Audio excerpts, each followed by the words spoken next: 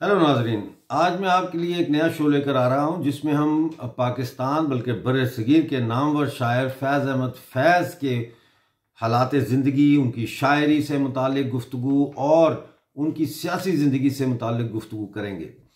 ज़ाहिर है फ़ैज़ अहमद फैज़ को पाकिस्तान में एक बाएं बाजू का कम्युनिस्ट ख्यालात रखने वाला दानिश्वर समझा जाता है और पहले भी यही समझा जाता था। और कोल्ड वॉर के ज़माने में जो है इन्होंने सोवियत यूनियन का साथ दिया। लेनिन अमन इनाम जो उस वक्त सोवियत यूनियन का इनाम था, जो नोबेल पीस प्राइज़ के मुकाबले में जारी हुआ था, वो भी इन्होंने हासिल किया।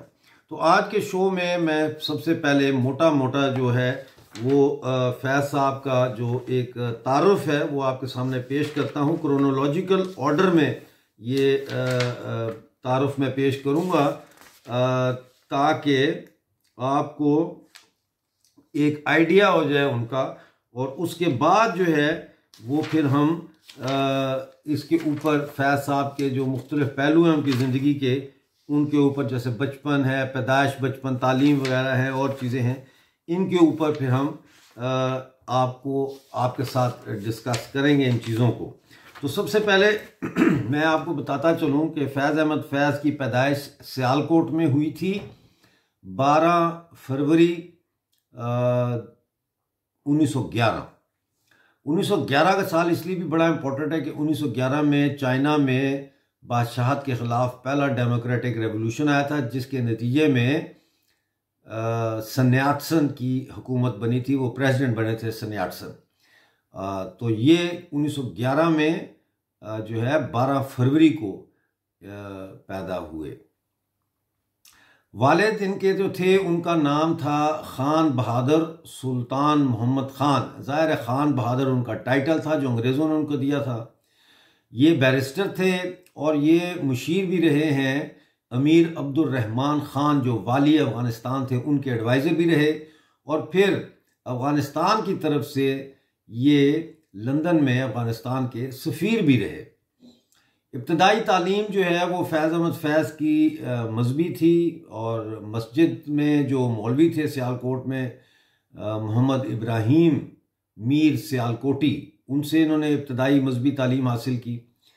जो दरसी तालीम है यानी एकेडमिक एजुकेशन है वो Scotch Mission High School Sialkot से हासिल की। इंटरमीडिएट इन्होंने मरे कॉलेज सियालकोट से किया। इनके असातिज़ा जो है वो बड़े नामवर थे। इनमें शम्सुल उलमा सैयद मीर हसन अरबी के उस्ताद थे, प्रोफेसर यूसुफ सलीम चिश्ती उर्दू के उस्ताद थे। फिर मज़ीद तालीम इन्होंने जो है वो हासिल की MA अंग्रेज़ी अदब में इन्होंने किया गवर्नमेंट कॉलेज लाहौर से। MA अरबी अदब किया ओरिएंटल कॉलेज लाहौर से। इसी तरह से यहाँ पे इनके जो टीचर्स थे उनमें अहमद शाह पितरस बुखारी जो थे, उनको वैसे सब पितरस बुखारी के नाम से जानते हैं, वो इनके उस्ताद थे, और सूफ़ी ग़ुलाम मुस्तफ़ा तबस्सुम, मौलवी मोहम्मद शफीक। इसके अलावा डॉक्टर तासीर जो पंजाब के गवर्नर जिनको ब्लास्फेमी का इल्ज़ाम लगा के कत्ल किया उनके गार्ड ने, सलमान तासीर उनके वालिद थे। डॉक्टर तासीर इनके उस्ताद थे। मौलाना अब्दुल मजीद सालिक, मौलाना चिराग हसन हसरत और पंडित हरीचंद अख्तर, ये भी इनके उस्ताद में थे। इसी तरह MA इन्होंने जो MA कॉलेज अमृतसर में 1935 से 1940 तक इन्होंने तालीम हासिल की। हैली कॉलेज लाहौर में 1940 से 1943 तक 42-43 तक इन्होंने तालीम हासिल की।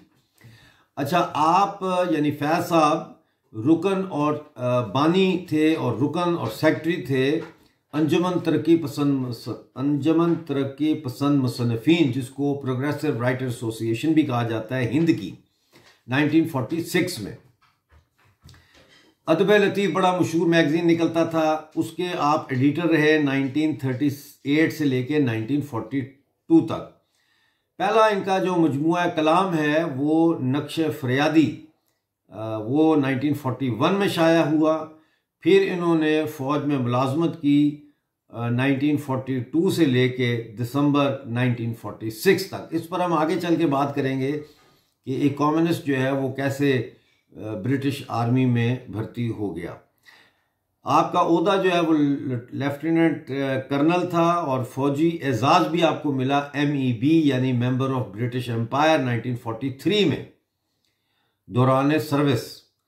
सहाफ़त के मैदान में फैज़ साहब जो है ये एडिटर हैं पाकिस्तान टाइम्स के, जो अंग्रेज़ी का था। उर्दू का अखबार इमरोज़ ये फरवरी 1947 से लेकर मार्च 1951 तक, सितंबर 1955 से लेके उसके बाद दिसंबर 1958 तक ये रहे इमरोज़ के भी एडिटर। फिर आप हुकूमत पंजाब लेबर एडवाइजरी कमेटी के कन्वीनर थे 1947 से 1951 तक। फिर आप नायब सदर थे पाकिस्तान ट्रेड यूनियन फेडरेशन के 1951 में। फिर आप ILO की जो बैनुल अक़वामी कॉन्फ्रेंस, इंटरनेशनल कॉन्फ्रेंस थी, उसमें जो पाकिस्तान का डेलीगेशन था सैन फ्रांसिस्को में और फिर जिनीवा में ये कॉन्फ्रेंसें हुई 1948, 1949 और 1950, उसमें आप इस डेलीगेशन का हिस्सा भी रहे। फिर आप एग्जीक्यूटिव काउंसिल, आलमी अमन काउंसिल जो है उसके रुकन रहे 1948 से लेके 1970 तक। गिरफ्तारियों पे आ जाएं तो इनकी पहली गिरफ्तारी रावलपिंडी साजिश केस में होती है मार्च 1951 में। उस पर भी हम बात करेंगे। ये जो 1951 की इनकी गिरफ्तारी है इसका बड़ा लिंक है कश्मीर की पहली वॉर से, इस पर बात करेंगे। जमानत पर रिहाई आपकी होती है 4 साल बाद अप्रैल 1955 में और फिर बरी हो जाते हैं मुकदमे से सितंबर 1955 में। फिर आप associated press of Pakistan APP trust के प्रेसिडेंट मुंतखब होते हैं 1957 में। पहले मार्शल लॉ में दोबारा गिरफ्तार हो जाते हैं दिसंबर 1958, रिहाई मिलती है अप्रैल 1959 में। और फिर आप पाकिस्तान आर्ट काउंसिल लाहौर के सेक्रेटरी बन जाते हैं 1959 से लेके 1962 तक। 1964 में फैज़ अहमद फैज़ को बैनुल अक़वामी लेनिन अमन इनाम मिलता है मॉस्को में। इंग्लिस्तान में फिर आप क़याम करते हैं 1962 से लेके 1964 तक और सियाहत फरमाते हैं आप लेबनान की, शाम की, इराक और मिस्र की इस दौरान।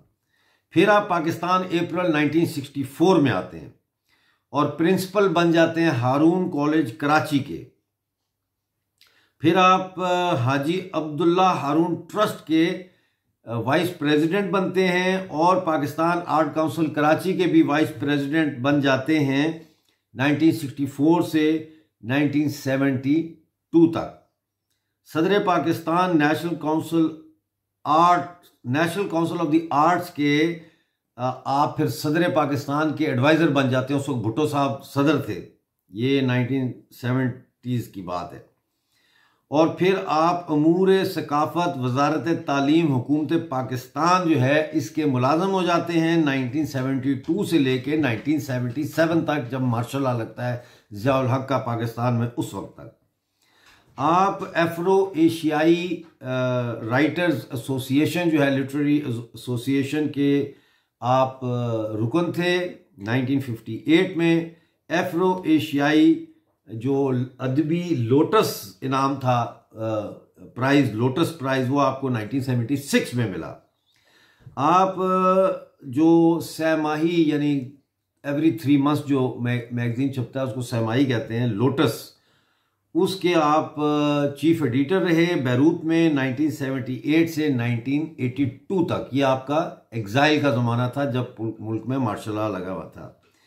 नवंबर 1983 में आप पाकिस्तान वापस आए और आपकी जो तसानीफ हैं, जो बुक्स हैं, उनमें नक्श फरियादी, दस्ते सिबा, जिंदानामा, दस्ते तहसंग, सरे वादी सीना, शाम शहर यारा, मेरे दिल मेरे मुसाफिर, ये तमाम हैं। इसके अलावा जो आपके ने तर्जुमे किए, आपके जो तर्जुमे हुए दुनिया भर की ज़ुबानों में हुए। नसरी जो यानी है तसानीफ़ आपकी, उनमें मीज़ान है, सलीब मेरे दरीचे में, मता है लौह कलम। ये मता है लौह कलम में उनकी स्पीचेज़ हैं और उनकी जो तहरीरें हैं वो हैं। माह व साल आशनाई, ये उनकी मेमायर्स हैं। और कर्ज़ दोस्तां, और इस वक्त जो है उनकी कई किताबें जो है वो दुनिया में ट्रांसलेट भी हो रही हैं और वो छप भी रही हैं। तो ये नाज़रीन थोड़ा सा आपको मैंने फैज़ साहब का जो एक जर्नल आउटलाइन क्रोनोलॉजिकल ऑर्डर में उनकी बताई है। फैज़ साहब की ज़िंदगी जो है वो बड़ी दिलचस्प इसलिए है कि आपने कई दौर देखे। आप हिंदुस्तान की जंग आज़ादी जब हो रही थी उस दौर को भी आपने बड़े करीब से देखा और उसका हिस्सा भी रहे अदबी हलकों में। और उसके अलावा पार्टीशन जब होता है और अंग्रेज़ यहाँ से जाता है तो उसके बाद का दौर भी आपने काफ़ी तवील देखा, 1980s तक आपने देखा वो दौर भी। और इसके अलावा आप कम्युनिस्ट थे और आप प्रो सोवियत थे।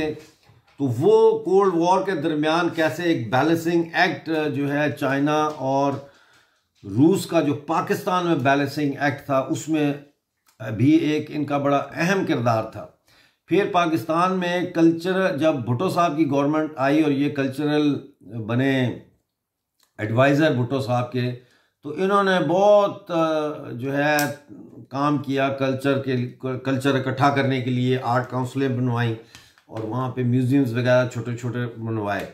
इसके अलावा उन्होंने जब भुट्टो साहब गए बांग्लादेश दोस्ती करने, उसको बांग्लादेश को रिकग्नाइज करने के बाद, तो आपको याद होगा कि बड़ी मशहूर नज़म फैज़ साहब ने वापसी पे एयरपोर्ट पे जब ये बांग्लादेश से आ रहे थे ढाका से इस्लामाबाद रावलपिंडी, तो उस वक्त जहाज़ में उन्होंने ये नज़म लिखी थी कि हम के ठहरे अजनबी इतनी मदा रातों के बाद, फिर बनेंगे आशना जाने कितनी मुलाकातों के बाद। इस तरह का ये उनकी पूरी नज़म है। तो नाज़रीन, आज का शो देखने का बहुत शुक्रिया। ये फैज़ अहमद फैज़ के ऊपर हमारा पहला प्रोग्राम है, फैज़ 1। Thank you.